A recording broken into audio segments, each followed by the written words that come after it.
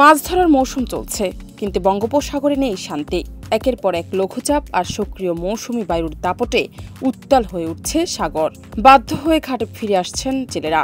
কেউ কেউ জীবনের ঝুঁকি নিয়ে সাগরে গেলেও খালি হাতে ফিরছেন হতাশ হয়ে। 58 দিনের নিষেধাজ্ঞা শেষে মাত্র কয়েকদিন মাছ ধরার সুযোগ পেয়েই জেলেরা পড়েছেন নতুন বিপদে। প্রতিটি লঘুচাপেই জারি হয়েছে ৩ নম্বর সতর্ক সংকেত। সাগর হচ্ছে উত্তাল, ট্রলার যাচ্ছে আবার ফিরে আসছে।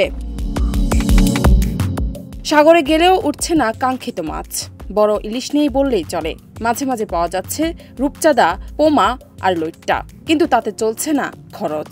বিপাকে পড়েছেন হাজারো উপকূলবাসী।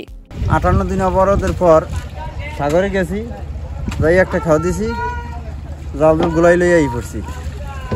এই আবহাওয়া দিন দিন খারাপ হয়, অতিরিক্ত খারাপের কারণে আমরা সাগরে যেয়ে টেকতে পারতেছি না। যাও টিকমো, আবার মাছ পোনা টোটাল নাই। সাগরে মাছ কম ধরার পড়ার প্রভাব পড়েছে বাজারেও। কমেছে সামুদ্রিক মাছের সরবরাহ, বেড়েছে দাম। ক্ষতির মুখে ট্রলার মালিক ও মৎস্য ব্যবসায়ীরা।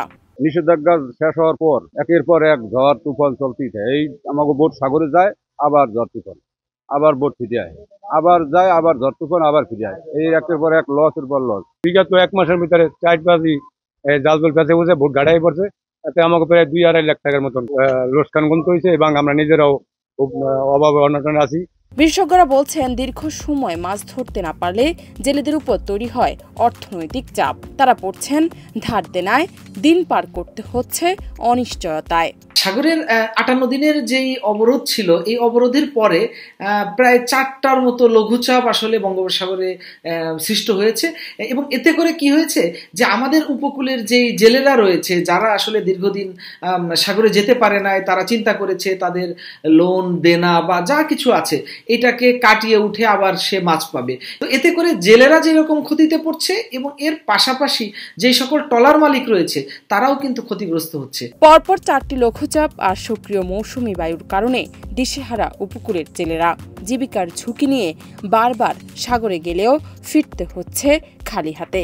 চোখে মুখে শুধু হতাশা আর অনিশ্চয়তা। জান্নাত নিপু, দেশ রূপান্তর।